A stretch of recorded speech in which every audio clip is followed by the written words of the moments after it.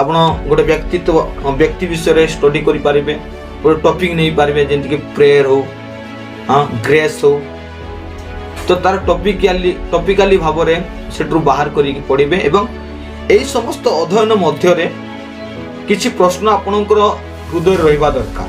ତାହା ହେଉଛି ଯେ ପରମେଶ୍ୱର ଏହି ବାକ୍ୟ ଦ୍ୱାରା ପରମେଶ୍ୱର କିଏ, କି ପ୍ରକାର ନିଜକୁ ଏ ସ୍ଥାନ ରଖୁଛନ୍ତି ଏବଂ ମାନବ ଜାତି ପାଇଁ ତାହା କି ପ୍ରକାର ଆପ୍ଲାଏ ହେବ ଏବଂ ମୁଁ ଏଠାରୁ କ'ଣ ଶିଖୁଛି ମୋ ଜୀବନ ପରିବର୍ତ୍ତନ ନିମନ୍ତେ, ଏହାକୁ ଜାଣିବାକୁ ହେବ। ଏ ସମସ୍ତ ବିଷୟ କଲା ପରେ ଯାହା କିଛି ଆପଣ ପଢ଼ିକି ବୁଝୁଛନ୍ତି ତାହାକୁ ଅନ୍ୟମାନଙ୍କ ସହିତ ସେୟାର କରନ୍ତୁ, ଆଲୋଚନା କରନ୍ତୁ ଏବଂ କିଛି ବାଇବଲ ଷ୍ଟଡିରେ ଆପଣ ଆଟେଣ୍ଡ କରିକି ସେୟାର କରନ୍ତୁ, ଯଦ୍ୱାରା କି ଆପଣ ଯାହା ପଢ଼ିଛନ୍ତି ବୁଝିଛନ୍ତି ଲୋକମାନେ ଯେତେବେଳେ ଶୁଣିବେ ପ୍ରଶ୍ନ ଉତ୍ତର ହେବ ଏବଂ ଆପଣ ଆଉ ଅଧିକ ଡିପଲି ଷ୍ଟଡି କରିପାରିବେ।